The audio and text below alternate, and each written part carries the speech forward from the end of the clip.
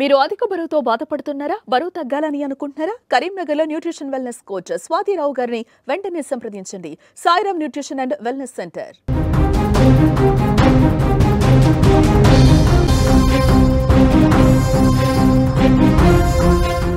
ఆకాశంలో జరిగే అద్భుతాలు ఎప్పుడు ఆసక్తిగా ఆశ్చర్యంగా ఉంటాయి. ఖగోళ శాస్త్రంలో వింతలు విశేషాలను తెలుసుకునేందుకు ప్రజలు క్యూరియాసిటీతో ఉంటారు. గ్రహణాల గురించి తెలుసుకునేందుకు ముందు వరుసలో ఉంటారు. ఇటీవల మనం ఒక చంద్రగ్రహణం చూసాం. దాని గురించి చర్చ ఇంకా ముగియక ముందే ఇప్పుడు మరో గ్రహణం రాబోతుంది. అదే ఈ ఏడాది చివరి సూర్యగ్రహణం కూడా. ఈ గ్రహణం ఎప్పుడు ఎక్కడ కనిపిస్తుంది, ముఖ్యంగా భారత్లో చూడొచ్చు అనే విషయాలు ఇప్పుడు చూద్దాం.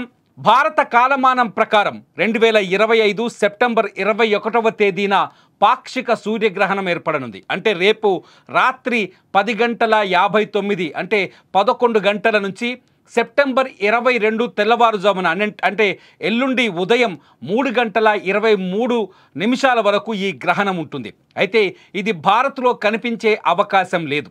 ఈ గ్రహణం కేవలం Australia, Antarctica, Atlantic, New Zealand, Pacific మహాసముద్రం వంటి ప్రాంతాల్లో మాత్రమే కనబడుతుంది.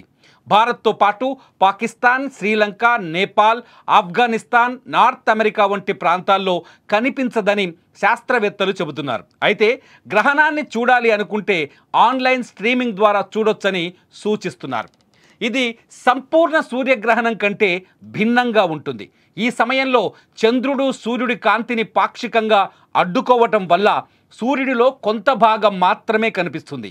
అంటే ఈ గ్రహణ సమయంలో సూర్యుడు నెలవంక ఆకారంలో పాక్షికంగా కనిపిస్తాడు. అందుకే దీన్ని పాక్షిక సూర్యగ్రహణంగా వర్ణిస్తారు.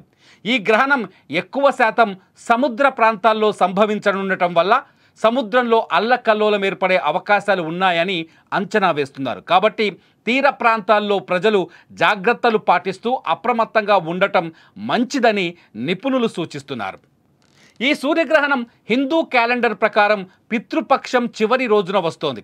ఈ పక్షంలో మనం మన పూర్వీకులకు శ్రద్ధాకర్మలు చేస్తాం. ఈ గ్రహణం భారత్లో కనిపించదు కాబట్టి ఎటువంటి సూతక కాలం పాటించాల్సిన అవసరం లేదు. సూతక కాలం అనేది హిందూ మతంలో గ్రహణం సమయంలో పాటించే ఒక ఆచార సమయం. ఇది గ్రహణం మొదలవడానికి కొంత సమయం ముందు ప్రారంభమవుతుంది. ఈ కాలంలో కొన్ని పనులు నిషేధిస్తారు. ఈ గ్రహణం రోజున ఎటువంటి పూజలు, సంప్రదాయ కట్టుబాట్లు పాటించాల్సిన అవసరం లేదని పండితులు సూచిస్తున్నారు.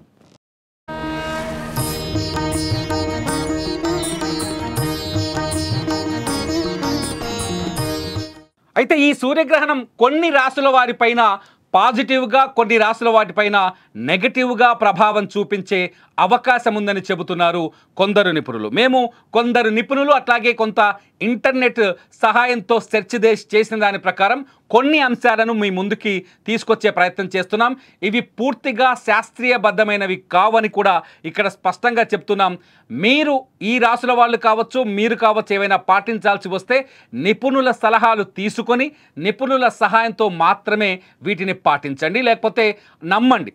మొదటగా కన్యా రాశి వాళ్ళపైన ఈ గ్రహణం కొంత నెగటివ్ ప్రభావం చూపించే అవకాశం ఉందని కొంత సమాచారం లభిస్తోంది. ఇది ఇంటర్నెట్లో ఎక్కువగా విరివిగా ప్రచారం అవుతోంది. కన్యా రాశి వారికి ఈ గ్రహణ సమయంలో ఏ నిర్ణయం తీసుకున్నా కొన్ని సమస్యలు తలెత్తే అవకాశం ఉందని చెప్తున్నారు. ఉద్యోగులు, వ్యాపారులు చాలా జాగ్రత్తగా ఉండాలని సూచిస్తున్నారు.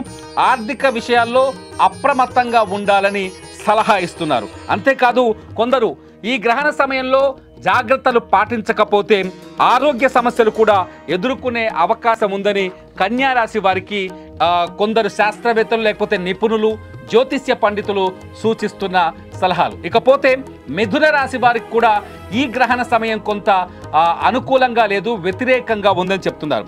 మిథున రాశి వాళ్ళు ఈ సమయంలో ఏ పనులు మొదలుపెట్టినా ఈ గ్రహణ కాలం అంటే 12 గంటల ముందు నుంచి నిపుణుల సలహాలు సూచించినట్టుగా ఈ గ్రహణ కాలంలో ఎవరైనా ఏదైనా పనులు, మిథున రాశి వాళ్ళు కొత్త పనులు మొదలుపెట్టినా అడ్డంకులు వస్తాయని సూచిస్తున్నారు. అంతేకాదు డబ్బుల విషయంలో ఏ నిర్ణయం తీసుకున్నా అందులో మోసపోయే అవకాశం ఉందని కూడా చెప్తున్నారు. ఇక ఆరోగ్యంగా ఆర్థికంగా కొంత ఇబ్బంది పడే అవకాశం ఉంటుంది కాబట్టి జాగ్రత్తగా ఉండాలంటూ నిపుణులు కొందరు ఇంటర్నెట్ సమాచారం కావచ్చు వాళ్ళ అభిప్రాయాల్ని తెలియజేస్తున్నారు. ఇది నిపుణుల సలహాతో మీరు సరి చేసుకోవాల్సిన అవసరం ఉంది. గ్రహణం రోజున ముఖ్యంగా ఈ మిథున రాశి వాళ్ళు కొంత జాగ్రత్తగా ఉండాలని సూచిస్తున్నారు. ఇకపోతే ధనుస్సు రాశి వారికి కూడా ఈ గ్రహణ కాలం కొంత వ్యతిరేకంగా ఉందని చెబుతున్నారు. కుటుంబంలో సమస్యలు, చేసే పనులలో ఇబ్బందులు, వర్తక వ్యాపారాల్లో నష్టాలు, గ్రహణ సమయంలో పెట్టుబడులు వద్దు అని సూచిస్తున్నారు. ఎవరైతే ధనుస్సు రాశి వాళ్ళు ఉన్నారో వీళ్ళు కూడా నిపుణులు లేకపోతే జ్యోతిష్యుల సలహాలు తీసుకొని మీ రాశికి సంబంధించిన ఏమైనా ఉంటే చేసుకోవచ్చని ఇంటర్నెట్ సమాచారం ప్రకారం ఏం చెప్తున్నా మీరే రాశుల ప్రకారం మీరు పాటించాలని సూచిస్తున్నారు, వాళ్ళు సలహాలు ఇస్తున్నారు. ఇకపోతే మీన రాశి వారికి కూడా ఈ గ్రహణ సమయం కొంత వ్యతిరేకంగా ఉందని చెప్తున్నారు. గ్రహణ సమయంలో ఏ పని చేసినా ప్రతికూల ఫలితాలు వస్తాయని వాళ్ళు సూచిస్తున్నారు. ఇకపోతే ఆర్థికంగా సమస్యలు వచ్చే అవకాశం ఉందని చెబుతున్నారు. పెట్టుబడుల విషయంలో ఈ సమయంలో ఎటువంటి పెట్టుబడులకు సంబంధించిన నిర్ణయం తీసుకున్న నష్టాలు వస్తాయని సూచిస్తున్నారు. ఇకపోతే ఆర్థిక సమస్యలు మీరు ఇరుక్కునే అవకాశం ఉంటుంది కాబట్టి కొంత డబ్బుల వ్యవహారంలో జాగ్రత్తగా ఉండాలని కూడా నిపుణులు సూచిస్తున్నారు. పోలీస్ కేసుల్లో కూడా చిక్కుకునే అవకాశం ఉందని చెప్తున్నారు. ముఖ్యంగా ఎవరెవరికైతే కన్యా రాశి, మిథున రాశి, ధనుస్సు రాశి, మీన రాశి వాళ్ళకి ఇప్పుడు రాబోయే రేపటి సూర్యగ్రహణం కొంత ప్రతికూల ఫలితాలను ఇచ్చే అవకాశం ఉందని నిపుణులు లేకపోతే జ్యోతిష్యులు సలహాలు ఇస్తున్నారు. ఇదంతా మేము ఇంటర్నెట్ ద్వారా సేకరించిన సమాచారాన్ని మీకు కొంత తెలియజేసే ప్రయత్నం చేస్తున్నాం. ఇకపోతే ఈ గ్రహణ సమయంలో కొన్ని రాశుల వారికి అనుకూల అవకాశాలు కూడా చాలా స్పష్టంగా కనిపిస్తున్నాయి.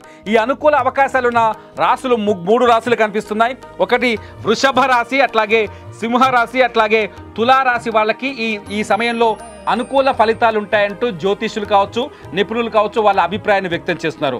ముఖ్యంగా వృషభ రాశి వాళ్ళ దగ్గరికి వెళ్తే ఒకసారి వృషభ రాశి వాళ్ళకైతే చాలా అనుకూల పరిస్థితులు కనిపిస్తున్నాయి. ఆర్థికంగా లాభాలు పొందుతారు ఈ గ్రహణ సమయంలో ఏం చేసినని చెప్తున్నారు. అట్లాగే కొత్త ఆదాయ వనరులు, ఉద్యోగస్తులకు కెరీర్లో గ్రోత్ కూడా ఉంటుందని చెప్తున్నారు. అంతేకాదు మన మనసులో ఉన్నది ధైర్యంగా బయటకి చెప్తారు కాబట్టి వాళ్ళకి ఆ ధైర్యంగా చెప్పడం వల్ల అనుకూల ఫలితమే వస్తుంది కానీ ప్రతికూల ఫలితం కూడా రాదని చెప్తున్నారు. ఆదాయం పెరుగుతుందని చెప్తున్నారు.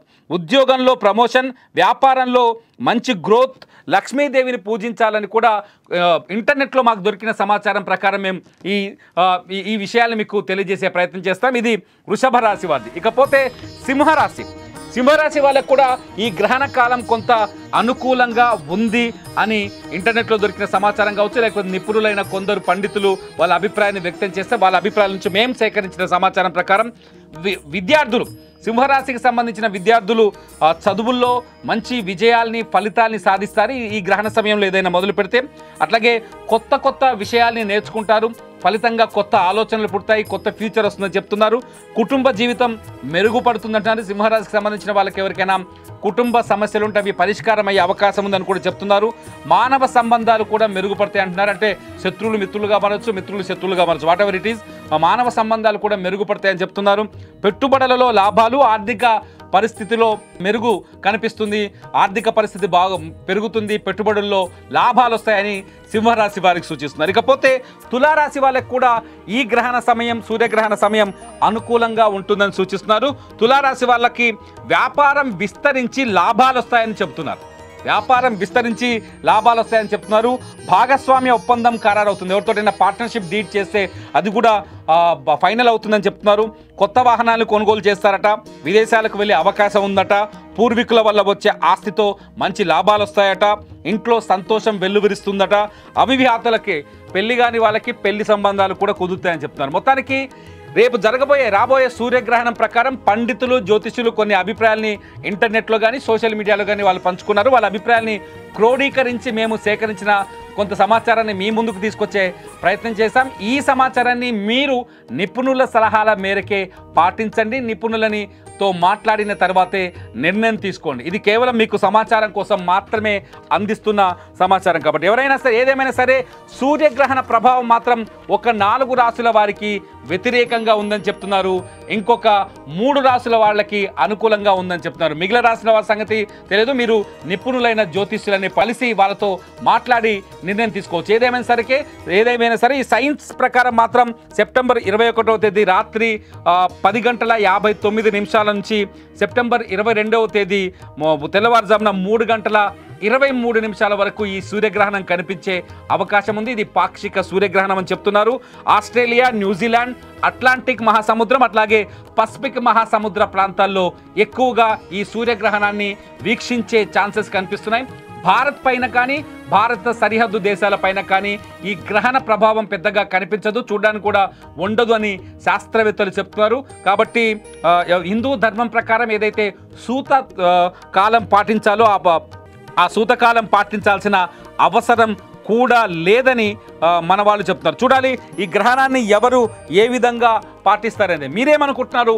ఈ గ్రహణ సమయంలో నిజంగా గ్రహణ సమయంలో రాశులపైన వచ్చిన జ్యోతిష్యులు చెప్పే అభిప్రాయాలు కానీ విషయాలు కానీ నిజమవుతాయి అనుకుంటున్నారా? గ్రహణ ప్రభావం ఖచ్చితంగా రాశులపైన ఉంటాయనుకుంటున్నారా, ఉండవనుకుంటున్నారా? మీ అభిప్రాయాల్ని యథేచ్ఛగా ఈ వీడియో కింద మీరు రాయొచ్చు.